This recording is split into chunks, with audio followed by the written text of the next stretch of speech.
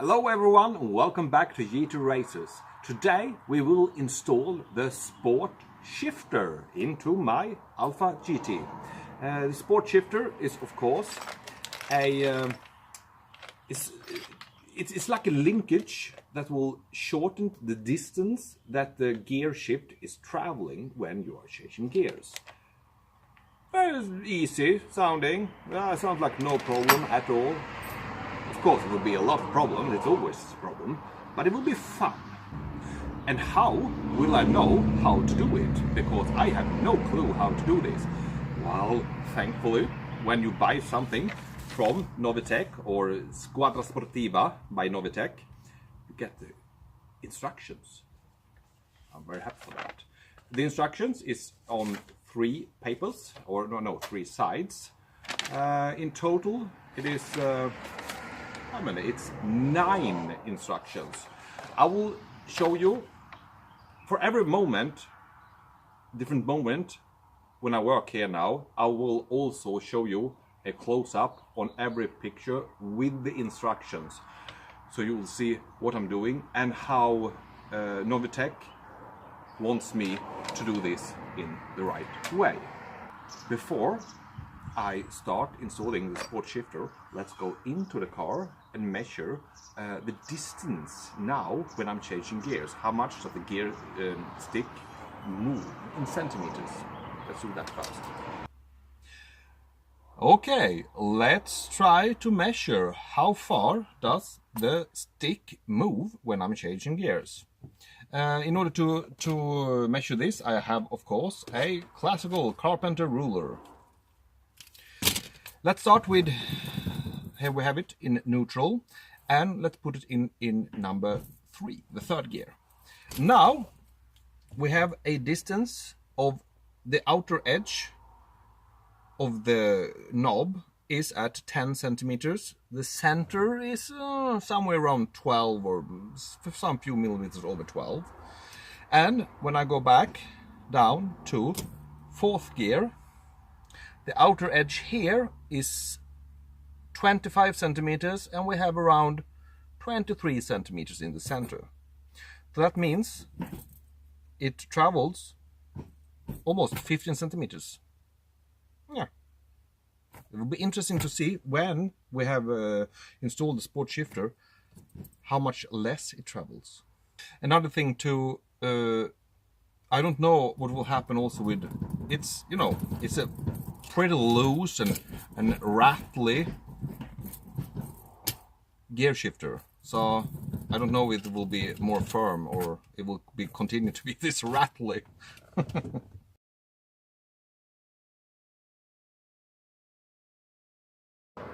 The first step, as you could see in the illustrated instructions, is of course to open the bonnet, and then they say that we need to remove the battery and the battery tray, which the battery of course stands on and are bolted to, and also to remove the air induction hose. I would love to not remove this because quite frankly it looked like a big job, but let's start to just remove the battery and see what happens. Of course the first step is we need to remove that one, and of course we have the plus and the minus here. Let's see. The minus is very easy. It's just a plastic lever here, and then we can pop it up and carefully take it to the side. And on the plus side we have to loosen a small bolt here.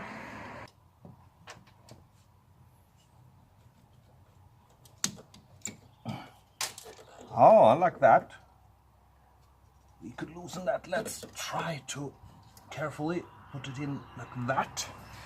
Now we have the next part, and this is the more difficult part because it has a big belt, and quite frankly I have no idea how to remove this because there's nothing to open it.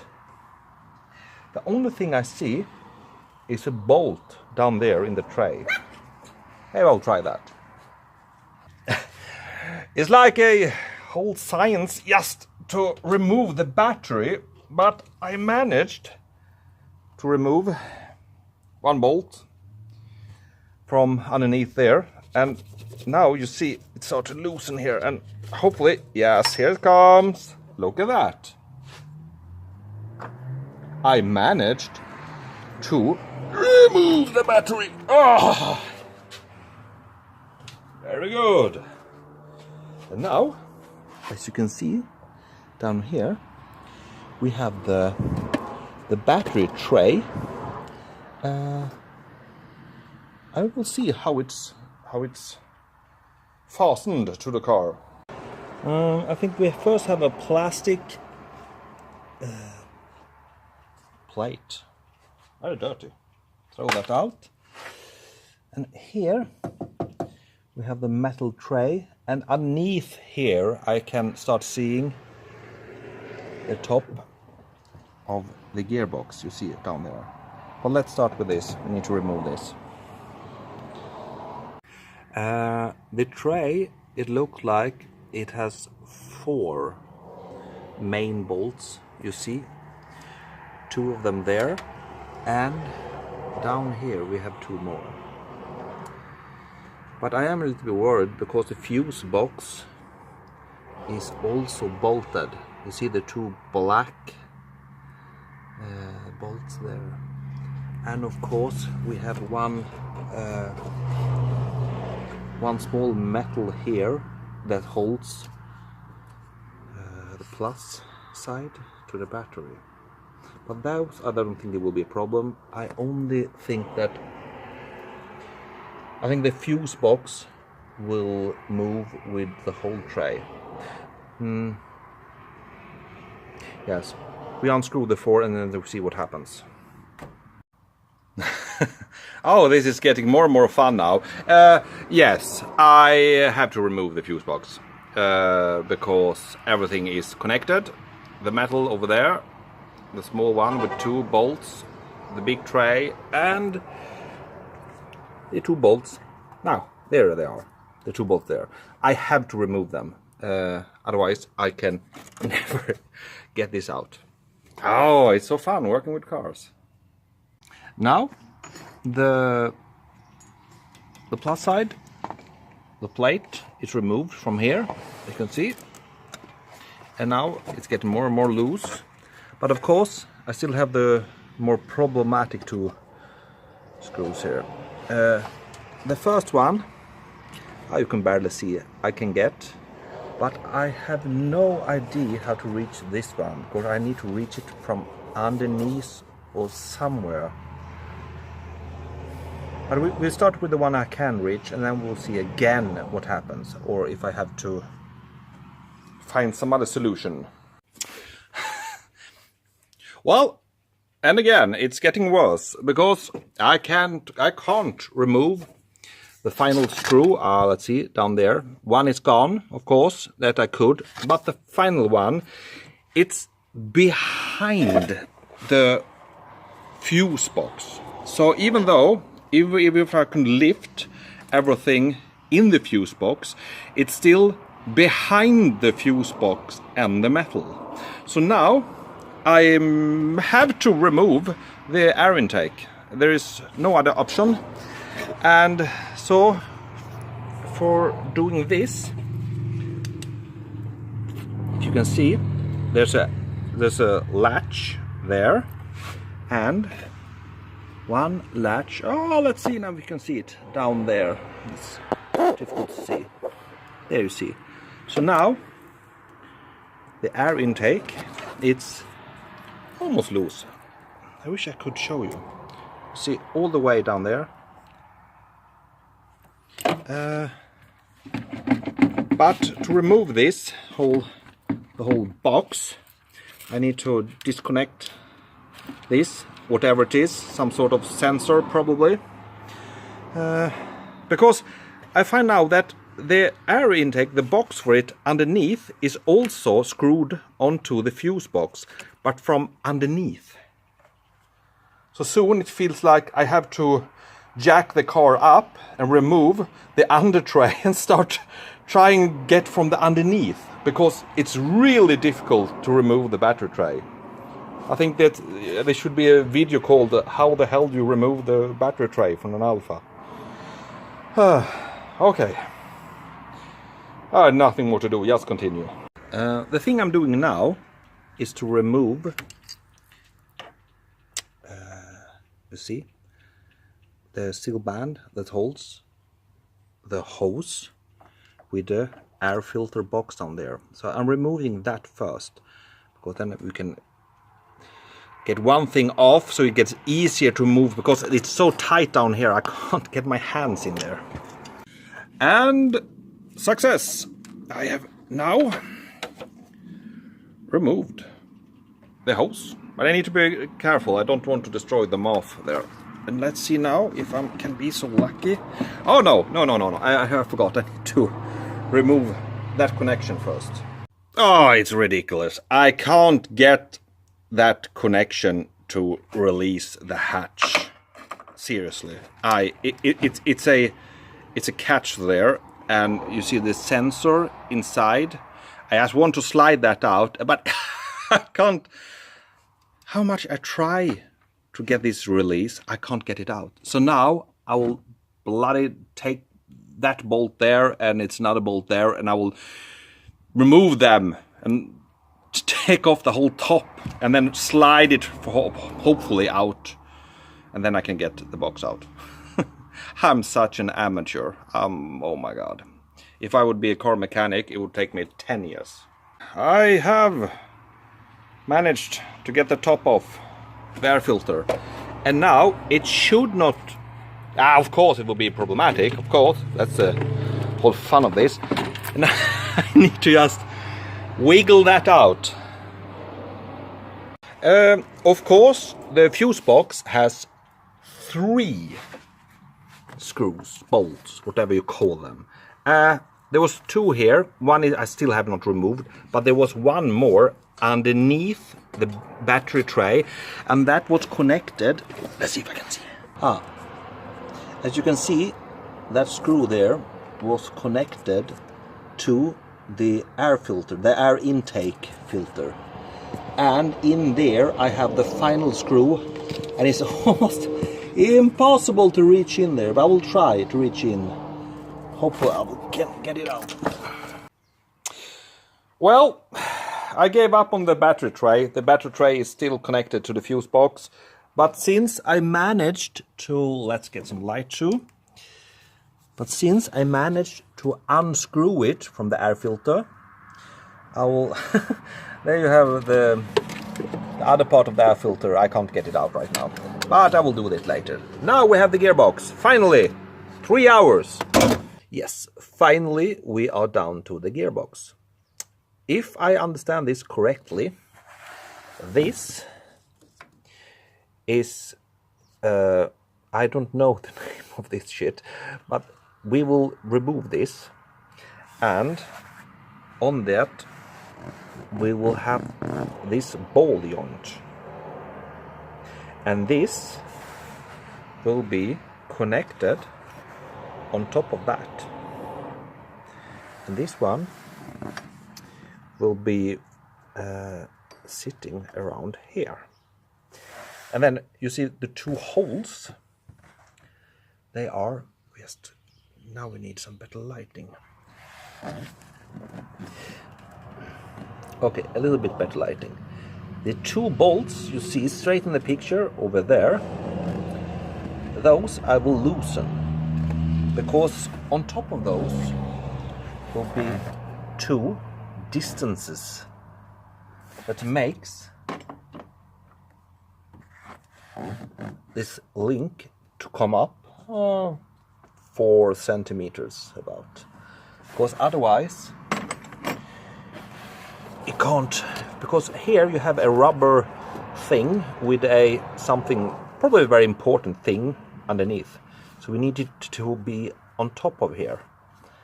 Yes. So, according to the pictures, I should start with removing this one. And as always, I have absolutely no idea what I'm doing. I don't know what that is. I removed the upper part, the upper half, of this, and now this one, the underneath underpart is loose, but I can't get it off. And what the hell is this red thing? I need to find a screw or something so I can open it, because I need to remove this. But how? I have absolutely no idea.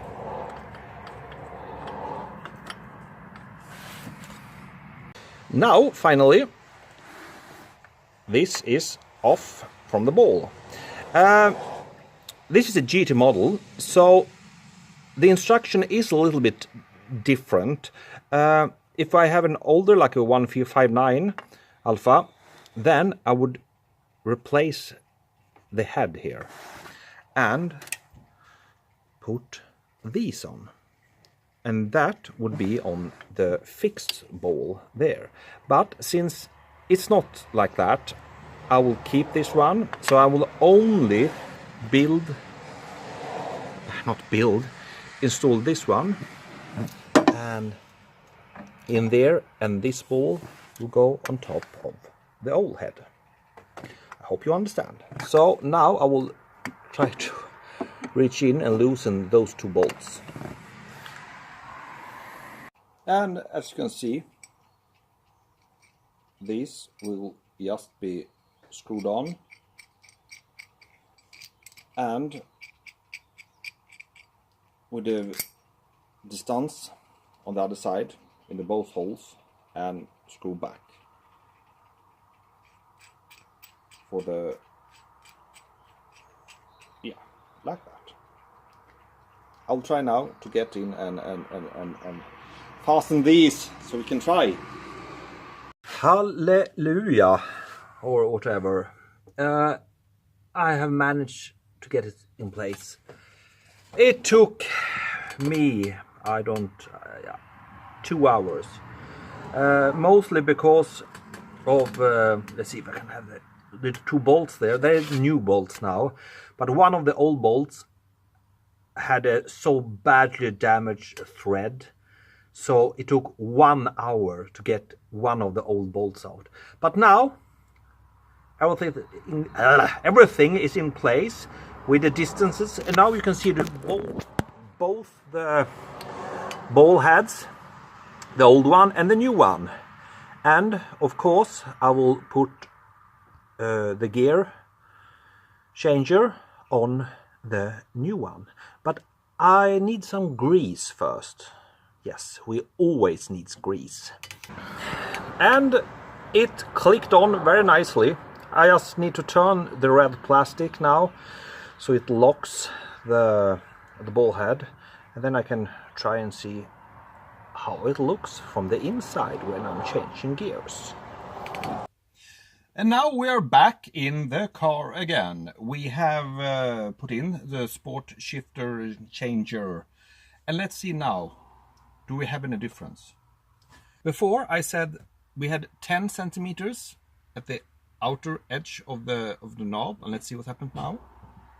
Now we have like 11, 1 centimeter difference, but the center is like 14 now.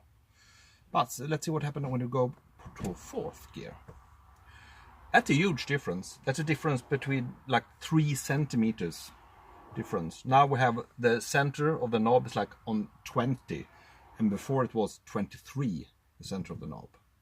So all in all, yes, it's a very short movement now.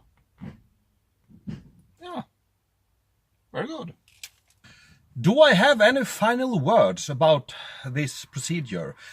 Well, the things I can really come to mind is that the price, it was not expensive. The quality is good of the things that I changed, and instructions were good, but it's not easy to see with those kind of pictures. And I didn't use all the parts because I have a rigid the changer, and in other cars they have you can remove them, and you can adjust the length but I cannot do it on the GT. The biggest problem was actually not installing the shifter, because that was very fast. All in all, I don't know, you could do it in 20 minutes. The problem today has been to get to the gearbox. It has been a complete nightmare.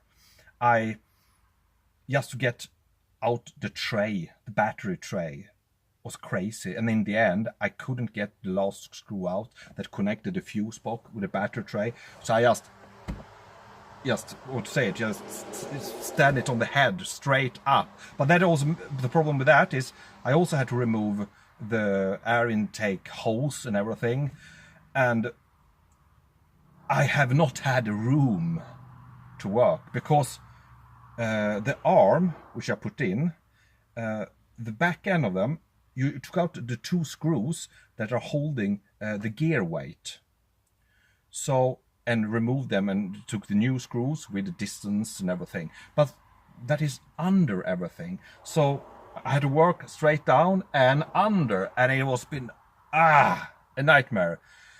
All in all, 4 hours, and then it's 20 minutes with just working to change 2 screws, and that's nothing but to get into the Alfa.